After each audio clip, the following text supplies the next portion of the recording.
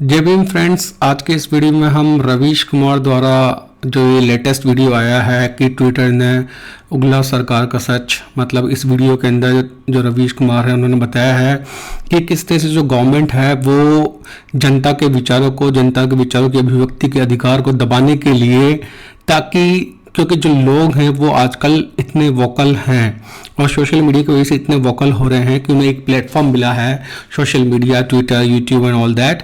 तो इस वजह से वो इतना खुलकर अपने विचारों को प्रस्तुत कर रहे हैं। तो और ये इस वजह से इनके गवर्नमेंट के आग लग रही है। गवर्नमेंट मतलब जो हमारे मोदी सरकार है, बीजेपी की सरकार है, उसकी आग लग रही है। जबकि उन्होंने खुद ने, जब इनकी सरकार नहीं थी, अपोजिशन में थे, तो अच्छे से सोशल मीडिया का यूज़ करते थे, तब इन्हें कोई दिक्कत नहीं थी। लेकिन अब इनके खिलाफ बोला जा रहा है तो इन्हें बड़ी दिक्कत है।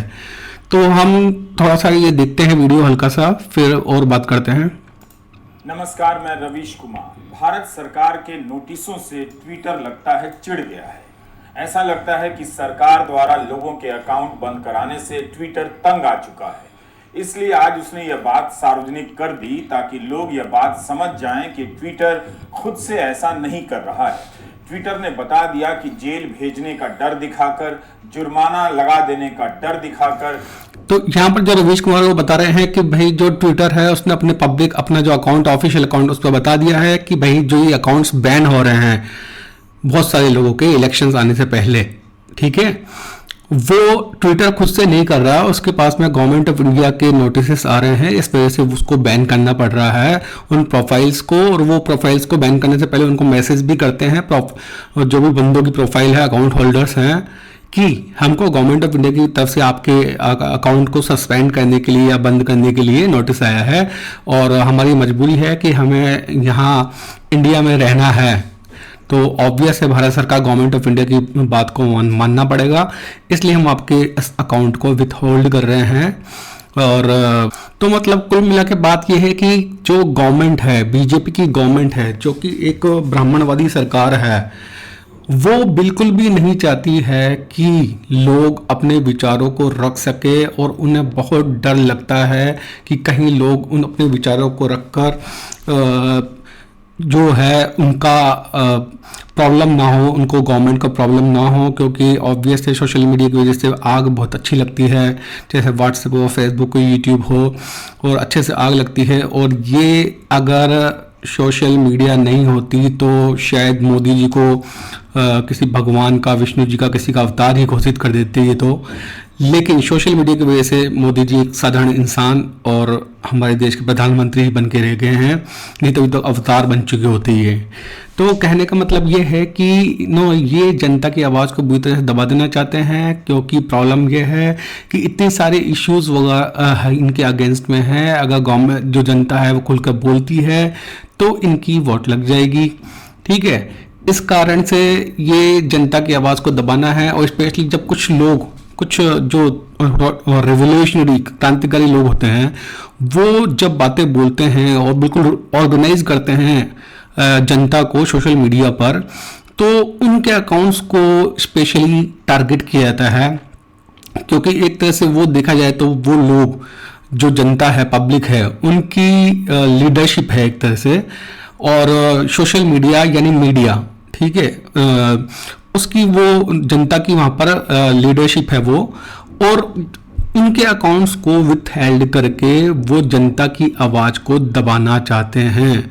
क्योंकि ऑब्वियसली जो लीडर्स हैं, जो सोशल मीडिया पे जनता की बातों को, टॉपिक्स को, सोशल, पॉलिटिकल, सभी इश्यूज़ को उठा रहे हैं, वो जनता की तरफ से हैं। जनता की तरफ से इसलिए हैं क्योंकि जनता ऑब्वियस है अपने आप को इतना आर्टिकुलेट तरीके से नहीं बोल सकती जितना वो बोल सकते हैं, और उनकी बातों का प्रभाव पड़ता है, सोशल मीडिया इन्फ्लुएंसर्स का बातों का प्रभाव पड़ता है। इसलिए गवर्नमेंट उनको बैन कर देना चाहती है। अब बैन चाहे से अकाउंट को विथहेल्ड करे, चाहे से उनके यूट्यूब चैनल बैन करवा दे, चाहे से उनके ट्विटर अकाउंट बैन करवा दे, फेसबुक प्रोफाइल बैन करवा दे, कुछ भी हो सकता है वो, ठीक है। तो कहने का मतलब ये है कि जो ये मोदी गवर्नमेंट है, भाजपा गवर्नमेंट है, ब्राह्मणवादी गवर्नमेंट है, ये बुरी तरह से ये चाहती ही नहीं है कि उसके अगेंस्ट में कोई बोले। ये बिल्कुल मर्सीलेसली, बिना किसी दया के, और इनको क्या है कि बस जीतना है, किसी भी कीमत पर जीतना है।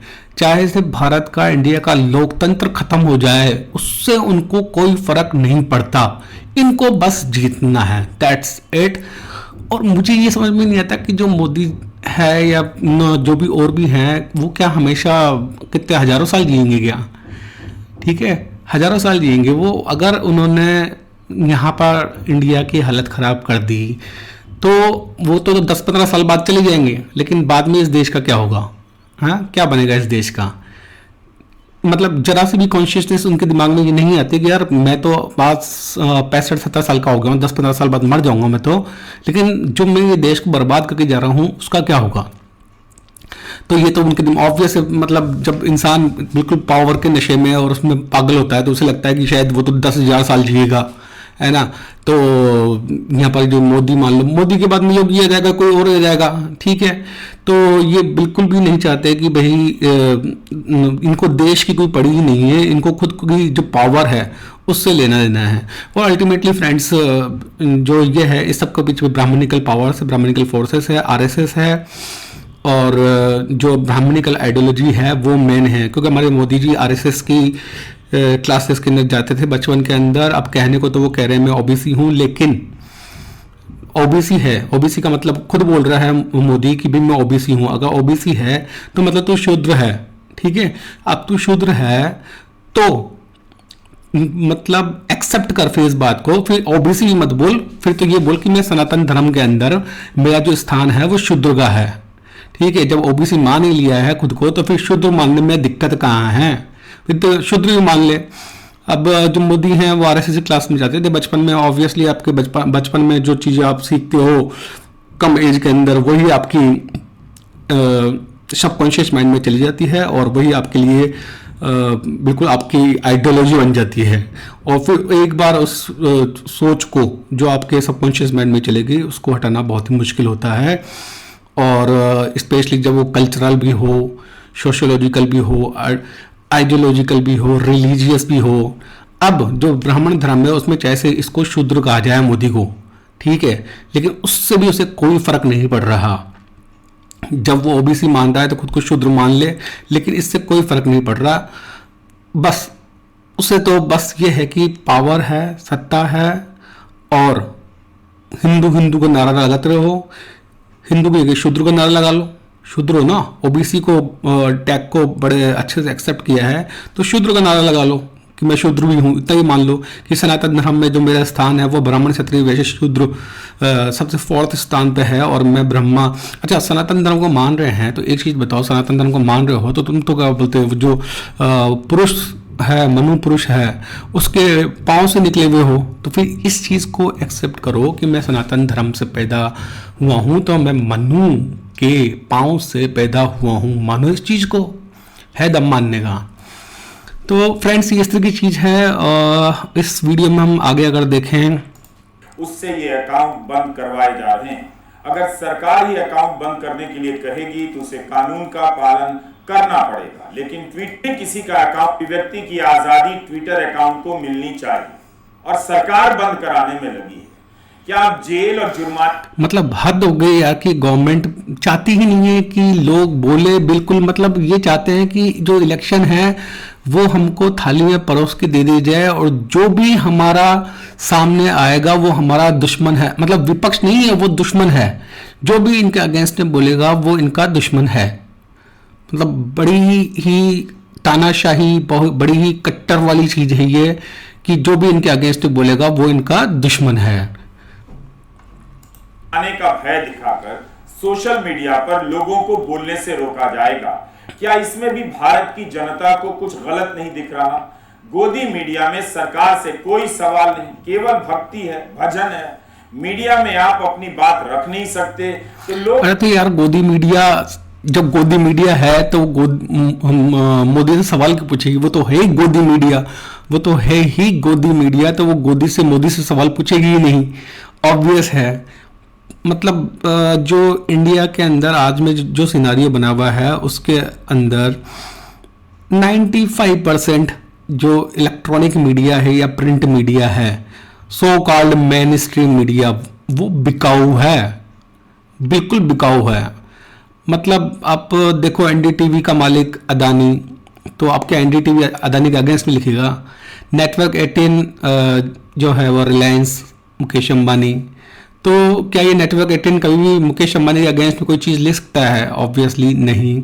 तो इस तरह से ये जो चैनल्स है ये कॉर्पोरेट जगत ने खरीद रखे हैं, ये कॉर्पोरेट जगत ने खरीद रखे हैं, तो उनके अगेंस्ट में ये चैनल्स कुछ नहीं बोलेंगे। ऑब्वियसली वो तो वहाँ पर कर्मचारी हैं, एम्प्लॉय हैं, वर्कर्स हैं, तो वो कोई जो नौकर है अपने मालिक के अगेंस्ट में कभी बोलेगा क्या?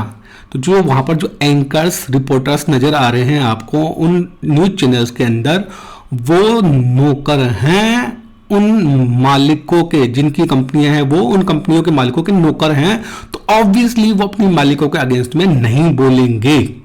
ठीक है, तो इसलिए ये मान के चलिए, आप मान के चलिए डेफिनेटली है कि जो चैनल हैं ये पूरे के पूरे बिजनेस वाले चैनल हैं, और ये सिर्फ और सिर्फ इनका उद्देश्य पैसे कमाना, कॉरपोरेट वाली चीज करना और लोगों को इन्फ्लुएंस, लोगों को एक तरफा नजरिया दिखाना। क्योंकि जो कॉरपोरेट है उनके चैनल है, और कॉरपोरेट में जो कॉरपोरेट जगत है, बिजनेसमैन है, वो एक तरह से गवर्नमेंट को चंदा देते हैं, इलेक्ट्रोल बॉन्ड्स की फॉर्म में चंदा देते हैं। ठीक है, इतना हजारों हजारों करोड़ों रुपए देते हैं, तो वो चाहते हैं कि वो जो गवर्नमेंट चाहे वो चाहते हैं वही गवर्नमेंट वो आए। तो इसलिए वो कभी भी जो आपकी ये गोदी मीडिया है कभी भी बीजेपी जैसी पार्टी के अगेंस्ट में नहीं जाएगी, क्योंकि बीजेपी देखा है तो एक ब्राह्मण और बनियान नेक्सस पार्टी है। यहाँ पर कॉर्पोरेट और कम्युनल नेक्सस है, दोनों का ब्राह्मणवाद और बनियावाद मिल जाते हैं यहाँ पर, और तब जाके बीजेपी बनती है। तो कहने का मतलब ये है कि जो लोगों के पास में एक मीडियम है सोशल मीडिया, उसको भी जो गवर्नमेंट है वो नहीं चाहती है कि लोग यूज़ करें और बिल्कुल भी उनके अगेंस्ट बोलें, क्योंकि यहाँ पर सोशल मीडिया पे तो सबको बोलने का मौका मिल रहा है, और क्योंकि सबको बोलने का मौका मिल रहा है तो ऑब्वियस है कि सारे लोग तो देशद्रोही नहीं हो सकते। जो देशभक्त लोग हैं वो तो देश की बात करेंगे ही, और जो देशद्रोही लोग हैं वो तो सिर्फ और सिर्फ सरकार की ही बोलेंगे, जनता की नहीं बोलेंगे। देश का मतलब है we the people of India, Bharat के लोग, हम भारत के लोग। तो जो हम भारत के लोग के लिए बोलता है, we the people of India के लिए बोलता है, वो है देशभक्त। और जो सरकार के लिए बोलता है, ठीक है, वो है सरकार का नौकर। तो अब आप देख लीजिए, देशभक्त होना है, सरकार का नौकर होना है। कहां जाएंगे? क्या लोगों ने चुप रहने की आदत डाल ली है? डाल ली है यार, डाल ली है। उन्हें इसके खतरे का पीते हैं, कानूनी कारणों से है हत्या के समान है। इस अपराध बोध को एक कंपनी ढो नहीं पा रही होगी, उसे that welcomes debate and discourse,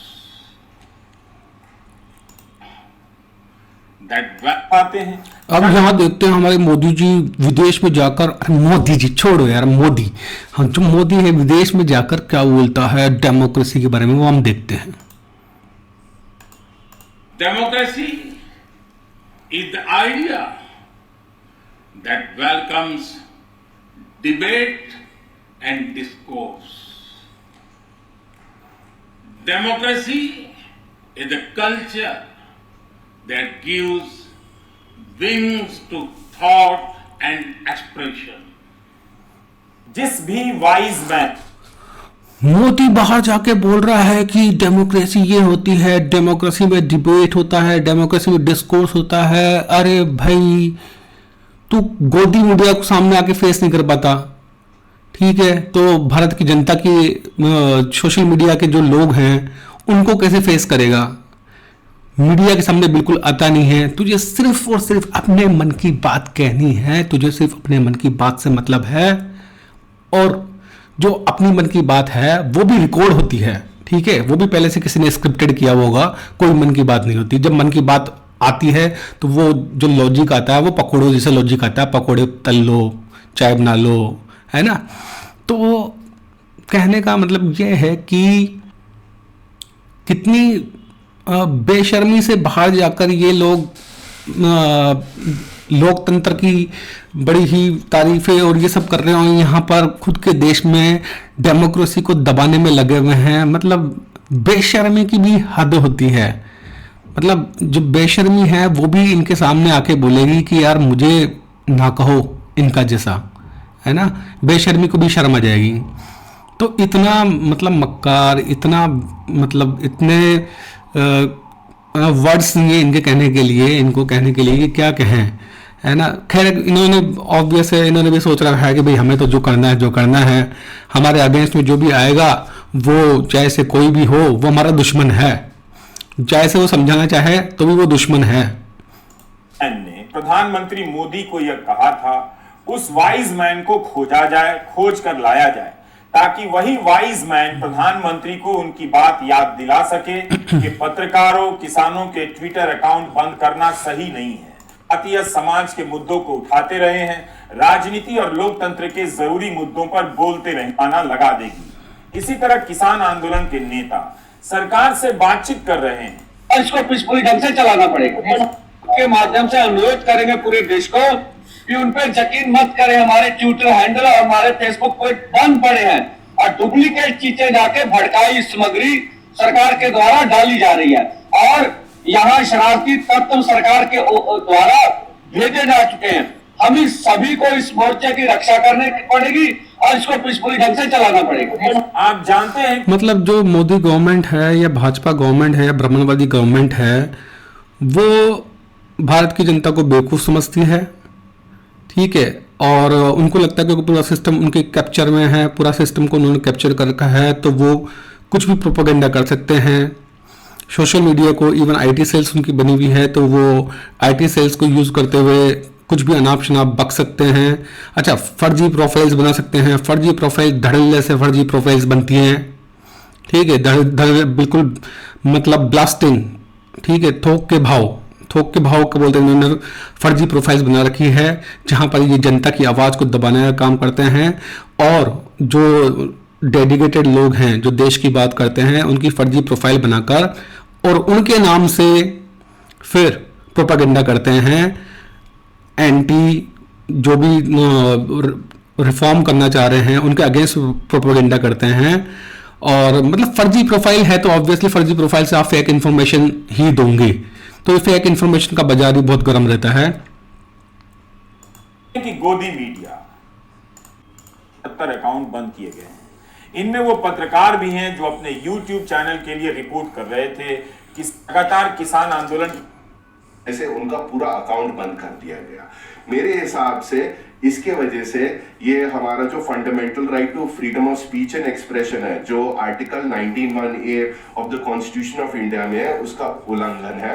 क्योंकि यार फंडामेंटल राइट है जो एक्सप्रेशन ऑफ स्पीच है, वो तो क्योंकि मनुस्मृति लागू की जा रही है तो वो तो ऑब्वियस, या तो आपकी जबान बंद कर दी जाएगी, काट दी जाएगी, और क्योंकि डायरेक्टली आज के ज़माने में ये चीज़ की नहीं जा सकती, तो ये चीज़ इस तरह से की जा रही है कि आपकी आवाज़ को दबाया जा रहा है, आपको बोलने से रोका जा रहा है।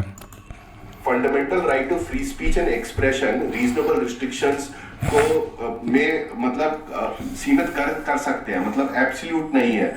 कुछ कारण ऐसे हो सकते हैं कि सरकार बोल सकती है कि हम संस्थानों के खिलाफ ही नहीं हो।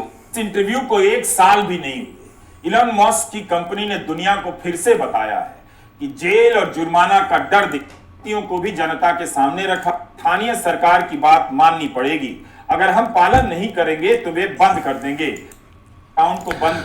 तो कुल मिला के कहने का मतलब यह है कि जो गवर्नमेंट है वो नहीं चाहती है कि भारत की जनता बोले, और गवर्नमेंट का मतलब यहाँ बीजेपी गवर्नमेंट से है, और बीजेपी गवर्नमेंट का मतलब ये है कि जो आरएसएस की आइडियोलॉजी मतलब ब्राह्मणवादी आइडियोलॉजी, वो नहीं चाहते हैं कि भारत के लोग बोलें, वो नहीं चाहते हैं कि, क्योंकि ऑब्वियस है कि अगर लोग डिबेट करेंगे, डिस्कस करेंगे, तो जो गवर्नमेंट है उसकी जो भी खामियां हैं, कमजोरियां हैं, वो निकल के आएंगी, उनका जो करप्शन है वो निकल के आएगा, और उसके साथ साथ में जो इस चीज की पूरी जड़ है, जो ये पूरा का पूरा ब्राह्मणवादी सिस्टम है, वो पूरा का पूरा एक्सपोज होता है अगर लोग बोलते हैं तो। इसलिए लोगों की आवाज दबाई जा रही है। So friends, thanks for watching the video. जय भीम।